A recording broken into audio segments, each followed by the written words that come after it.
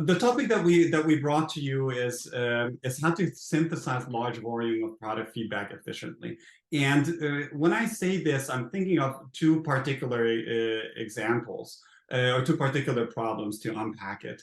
Problem number one is that it's difficult, as I was also alluding to that in my presentation, it's difficult to get feedback from people. If you're using surveys, you must have encountered survey fatigue. It's not easy to get people to respond to surveys. And if you're organizing interviews and you want to get product feedback from them, a lot of users just don't show up. Like in Series A stage companies, there are so many anecdotes that I came across where the no-show rate is up to 50 or 70%. Now this is aggravating and it's time wasting, but at the same time, it hinders you to move faster with your product. And the second part of the problem is that if you do have the interviews and survey responses, it's very time consuming to go through them and process them. And when you think about how fast product teams need to make decisions, even on a daily basis, you typically don't have the luxury to spend too much time on analyzing. So we're going to focus on this, and I brought you a little story, and we're going to walk you through this story. This is the story with Airtime. I'm going to use our company as an example. It's a semi-fictional story with fictional data. I hope you're still with me. And the way the story starts is that Airtime, this is true, we released our first MVP, first self-service version of the product end of September, right? With every SaaS product, we're interested and we're obsessed to understand what is the onboarding experience. What is it that people encounter as friction points? What could we do better to make sure that more people convert, and then whoever converted becomes an active customer? So for this, what we do is what we use is something that is called micro surveys. And before I move on, I want to pass back the mic to Martin to tell us what micro surveys are and what they're good for. All right, so micro surveys are really simple. They're basically a frictionless way for you to collect feedback about user experience at different points of the user journey. In the example that we are going to show you now with Akash, we have set up a very simple customer satisfaction score survey that is followed by a free text answer where people can give you the reason for the customer satisfaction score that they gave you. We then decided to show this survey to users after they have completed the onboarding journey in Airtime. And then Akash can show you the results that we get out of it. Exactly. So because the processing is a nagging pain point, what we did, we collected 27 responses through these micro surveys. And what I find in Airtime automatically analyzes the feedback responses, clusters them into positive feedback and pain points, and it does this in a rolling basis. So as I'm getting newer and newer feedback, all these pain points and positive feedback points are going to get updated. And this is an extremely efficient way to understand what do I need to focus on. And from this fictional example, the data here is fictional. Let's just pick, all I noticed, there are integration challenges. It's one of the things that hinders people. Now, remember, these are answers that I got from people who converted. But still, if they encounter this problem, this is a very good proxy for me to say that that other people who didn't convert also have this problem. And from here, what we then did, because both of us are Hungarians, when we said, okay, I want to do this, we have some Hungarian users and we want to get their feedback too. So we threw out another survey at them. And we threw out this survey to this Hungarian audience. And what we got were Hungarian answers. Now, I don't see your faces. I don't know how many of you are Hungarian and understand this. If you're not, you have to take my word that these are legible and meaningful sentences, and it's in Hungarian. And what happens is that in Airtime, I got the summaries of and the key pain points and everything of these Hungarian answers in Hungarian. I got to give some caveat here. This is an exploratory feature. We're also experimenting with it.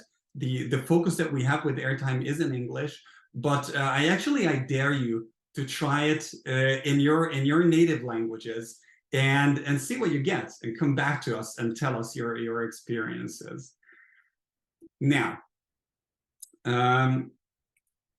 moving from here, let's just back up a little bit because we jumped so deep into microsurveys. Martin gave a little bit of overview of what microsurveys are, but I think it's meaningful to cover that again. So I'm just going to hand back the mic to you, Martin, again. Yeah, so let's zoom out a little bit and look into what a microsurvey actually is. And for a bit of background story for that, at Airtime, we talked about 15 product teams every week. And what we have seen is all of these product teams working on digital products have the same recurring questions and problems that they want to solve. Why do my users churn? How do I get more users to convert from the free tier to the paid package? Or who are my key users anyway? And what we have also seen is that most of the product teams who are successful in getting useful and insightful answers to these questions use the same methodologies and same questions. So what we did in Airtime is just we took the best practices from these product teams and built a series of templates that are meant to investigate these specific problems. Literally, to get started in Airtime, all you need to do is pick one of the templates, and then it comes with a preset methodology and questions. What you can do also is to customize these questions if you want to fine-tune them a little bit, and also add the follow-up step to invite people who responded to your surveys, to your microsurveys, to interviews. And the logic here is that we start with a very, very simple question where people just have to click a smiley and give you their thoughts about how much they liked a certain user experience. And then if they were willing to do that, we ask them to explain this in a free text input, like, hey, why did you give that score? Which takes a bit more effort from them. If they're also willing to do that, then we'll also ask them that, hey, do you want to elaborate further? And are you willing to join us for a 30-minute interview where we can dig deeper? And by doing this gradually, going from low friction to the higher friction, what we have seen is that we get a lot better engagement and also a lot better show up rate for eventually to the interviews. And this way you can explore the problem from a very simple input to details in user interviews. In the next step, you can configure a few simple details about the survey. The most important one would be targeting. So what type of users would you want to capture? And a very simple way to do that is just to do it based on a URL. So for example, if you are curious about the problem, like how could you get more people to upgrade from your free package to your paid tier, then you can just target your pricing page based on the URL and capture people who are already there and thinking about upgrading. And then the last few settings are just details about when and how to show these microservices, just to absolutely make sure that you don't spam your users when you don't want to. All right, let's move back out. Thanks a lot, Martin. Okay, so we ran this survey. We got some feedback. We identified some pain points, and okay, so I know like integration challenges, analytics, limited customization. What do you do with that? You have to explore it with customers. So what we decided to do is to get in touch with 5 customers and talk to them each for 15 minutes. And I'm going to show you what happened is we took the recordings, and then what you do is you take the recordings, you throw it in Airtime, and Airtime gives you 2 things. First, it gives you a beautified transcript.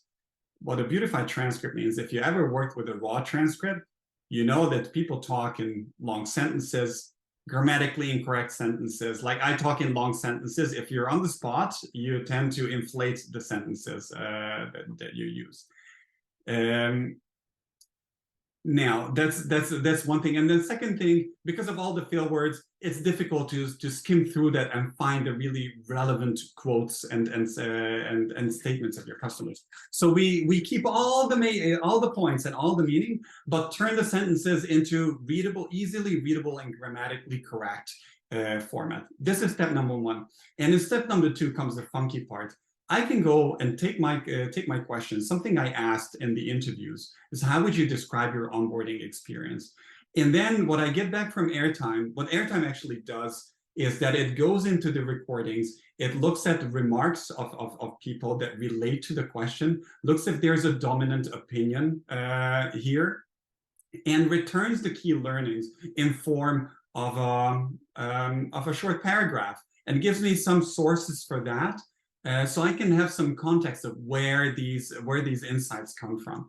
And in this case, I see all the positive stuff, like that the onboarding was intuitive, so on and so forth. But I then see, okay, what was a bit tricky is to find the sign-up button and the pricing packages. Now I have something more concrete that I can look into and start fixing.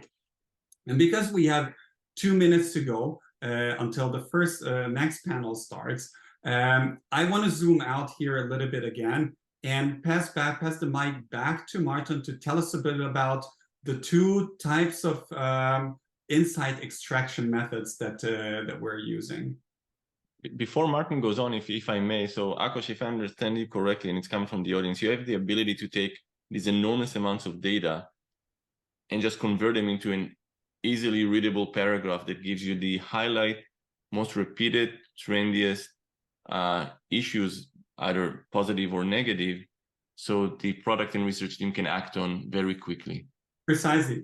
And this recording can come from sales. It can come from, it doesn't have to be just user research recordings, any type of customer interaction. Got it. Very well. Okay. To all of our panelists joining, we're going to start the next session in a couple of minutes. We're going to give it back to Martin. We have a couple of questions from the audience that we would like to address before. So thank you for our panelists for being a bit patient with us. 2 more minutes, we'll start. Go ahead, Martin. Yeah, so just for closing thoughts and just to summarize what we have seen is basically the two types of analysis that Airtime offers. One of them you have seen with the microsurveys, which we call a clustering type analysis. That means you don't really have to know in advance the patterns you are looking for and the questions you want to answer. You can just look at the data set and say what are the most frequent, or learn what are the most frequent things people are saying without prompting it at all. And what you see on screen now, what we have used for interviews, but you can also use this to search across multiple different data sources like sales calls or customer support discussions. This is when you know what you're looking for. You organize the research projects, you wanted to learn about specific topics. Maybe you're entering a new market and want to learn about people's preferences there. And you can ask the questions in human language, and we can go through all of that data set and return you the answers and also the references, like who said what, when, and on what channel, which made us come to the conclusion that we came to at Airtime. So these are the two analysis methods, clustering and query-based analysis.